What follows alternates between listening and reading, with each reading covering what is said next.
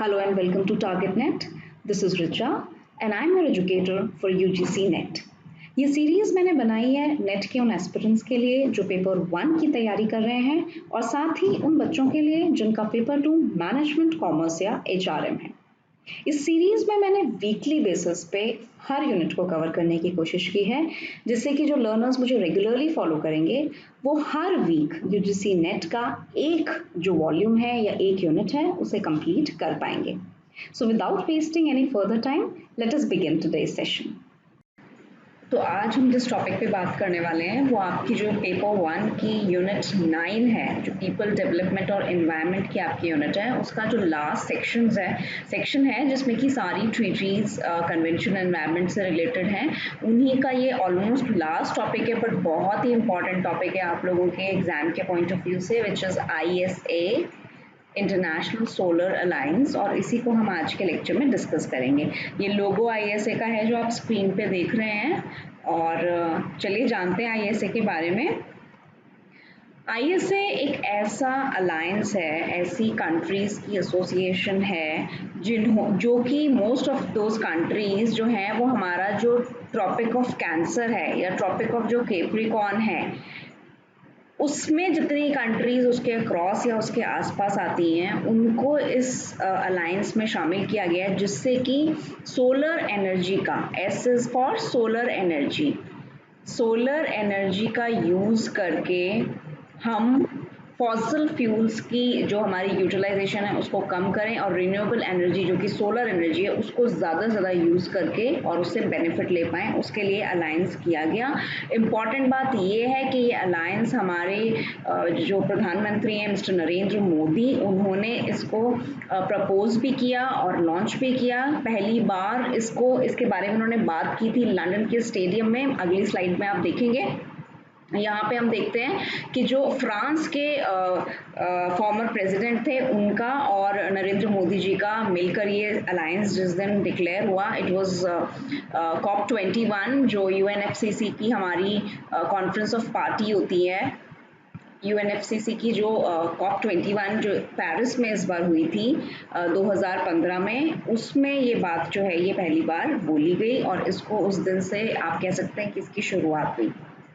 UNFCCC की जो meetings होती हैं, United Nations framework of climate change जिसकी हम बात करते हैं, उसी की जो कॉन्फ्रेंसेस ऑफ पार्टीज होती हैं उन्हें COP के नाम से जाना जाता है। 1995 में बर्लिन में इनकी सबसे पहले शुरुआत हुई थी, तो जो 2015 में हुई पेरिस में, उसमें ये जो ट्रीटी थी, ये जो अलायंस थी, ये साइन की गई।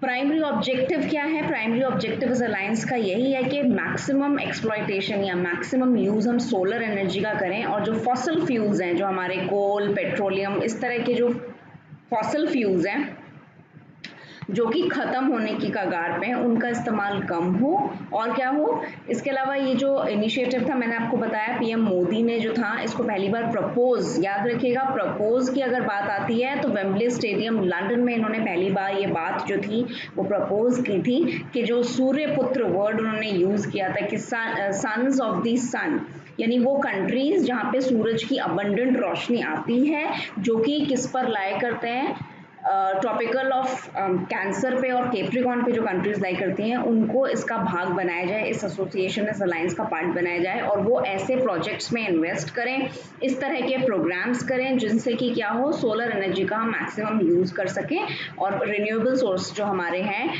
जो रिन्यूएबल एनर्जी है हमारी, जो हम ऐसे सोर्सेज से लेते हैं जो कि अबंडेंट है, जैसे कि जियोथर्मल हो गया, विंड हो गई, सोलर हो गई, उसमें भी स्पेसिफिकली सोलर एनर्जी का हम यूज करें।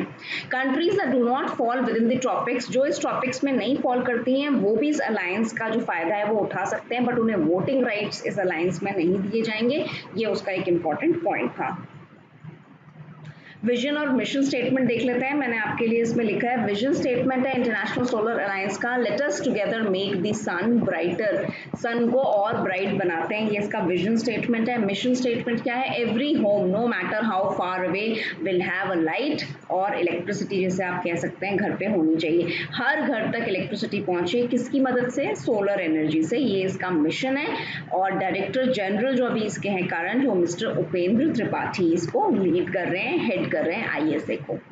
अब इम्पॉर्टेंट क्वेश्चन आपके लिए ये इसलिए और भी ज़्यादा इम्पॉर्टेंट हो जाता है क्योंकि पीएम मोदी ने इसको प्रपोज किया और इसको स्टार्ट तो किया ही, साथ साथ इसका जो हेडक्वार्टर है, पहली बार जो हेडक्वार्टर है वो इंडिया में है, जिसको कि national institute of solar energy campus के नाम से जाना जाता है। It is in Gurugram Haryana और लगभग 121, अब तो 122 हो गई है, लगभग 122 कंट्रीज ने इस अलायंस को साइन किया है, जिसमें कि most of the countries are from Africa, South Asia and Europe. जो कि मैंने आपको बताया रीज़न क्या है, क्योंकि मैक्सिमम जो सूरज है वो इन्हीं कंट्रीज पे आप देखते हैं, क्योंकि ये जो हमारा टॉपिकल है कैप्रिकॉर्न का उस पर लाई करते हैं और कैंसर टॉपिक्स के ऊपर लाई करती हैं ये वाले नेशंस।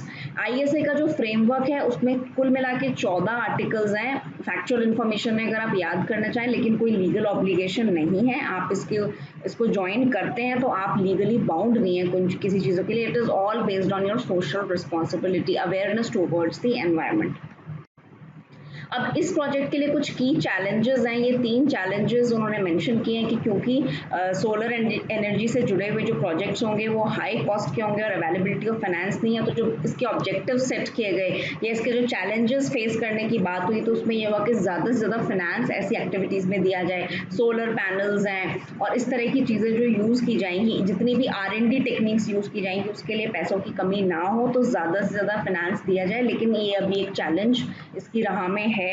इसके अलावा solar technology, इनएडिक्वेट speed, scale and skill, ऐसे स्किल्ड लोग कमी है अभी स्केल पर इस काम को, और इतनी स्पीड के साथ ये हो पाएगा या नहीं हो पाएगा, ये उसके कुछ इनिशियल चैलेंजेस थे।